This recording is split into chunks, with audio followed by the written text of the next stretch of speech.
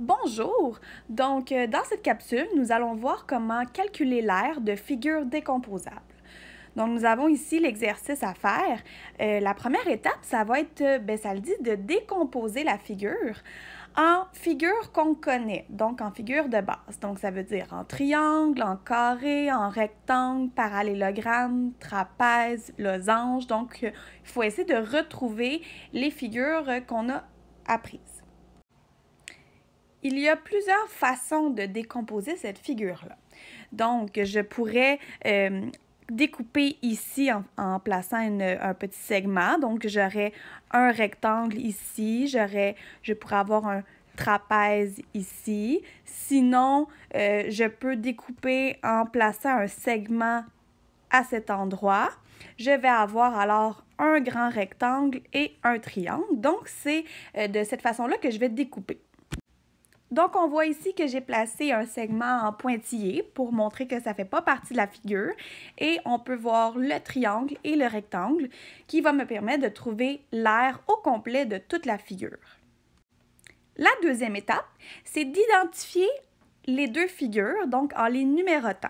Par exemple, ma première figure, le rectangle, je vais dire que c'est le numéro 1. Et ma deuxième figure, le triangle, ça va être mon numéro 2. Pourquoi j'ai fait ça? Bien, ça va permettre de bien identifier les formules que je vais utiliser et pour à la fin bien calculer l'aire totale de la figure. On commence à écrire la formule de la première figure qui est un rectangle. Alors, A1 égale base fois hauteur. J'ai écrit la formule. Regardez bien, donc j'ai identifié dans l'image que mon rectangle, c'est ma figure numéro 1. Alors, j'ai marqué que j'allais calculer l'aire en identifiant mon A majuscule. Et qu'est-ce qui montre que c'est bien ce rectangle-là que je calcule? C'est parce que j'ai mis l'indice 1 ici, qui va avec le 1 que j'ai mis dans la figure.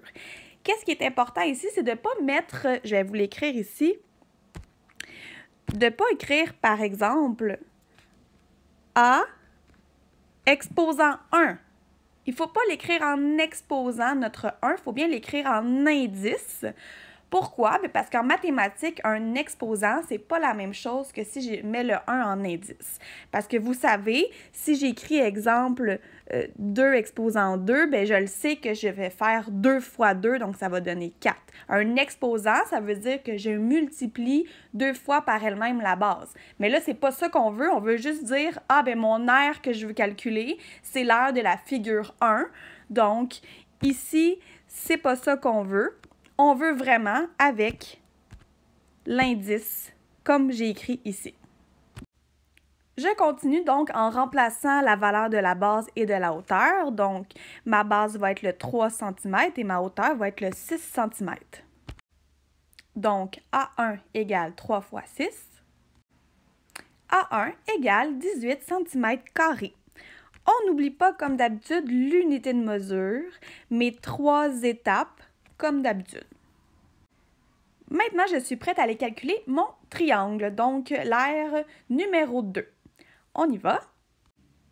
Alors, A, indice numéro 2, égale base fois hauteur divisé par 2. On va aller voir dans l'image quelle va être ma base et ma hauteur. Ma base, donc, je peux prendre le 4 cm ici. Ma hauteur va correspondre à mon segment qui est pointillé. Là, le problème, c'est qu'on n'a pas cette mesure-là. Ça se peut qu'on n'ait pas la mesure. Donc, qu'est-ce que je vais devoir faire? Je vais devoir aller utiliser d'autres informations autour de mon image pour aller retrouver cette information-là.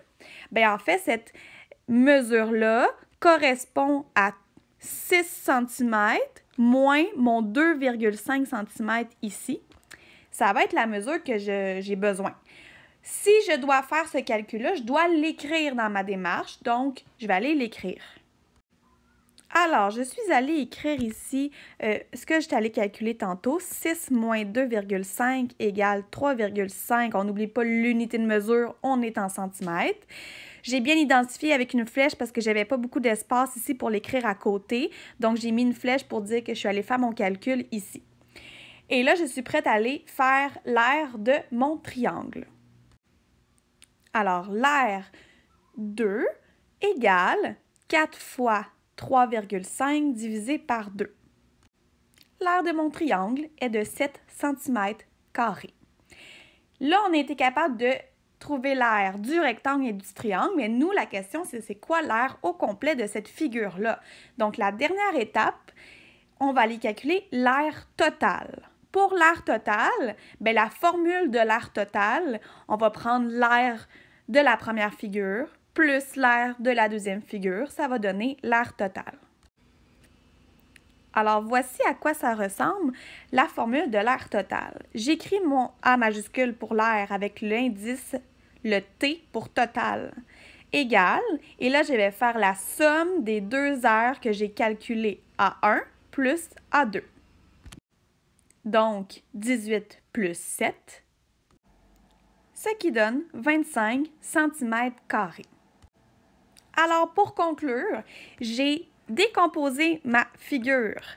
J'ai été identifier la partie numéro 1 et la partie numéro 2 pour, par la suite, aller calculer l'aire de la partie 1, l'aire de la partie 2.